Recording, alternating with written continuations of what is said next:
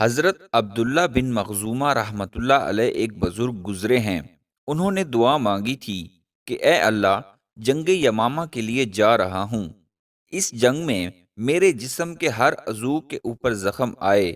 یہ دعا مانگی اور واقعی ایسا ہی ہوا کہ وہ گھمسان کی رن میں اس طرح گر گئے اور ان کے جسم کے ہر عضو پر زخم آئے۔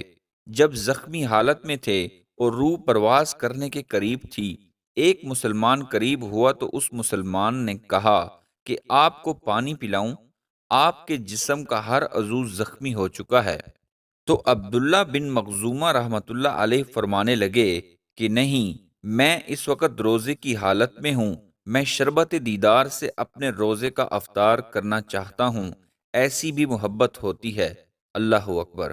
اللہ تعالیٰ اس محبت کا تھوڑا سا نشہ ہمیں بھی عطا فرما دے، پھر ہمیں عبادات کے اندر سکون نصیب ہو جائے۔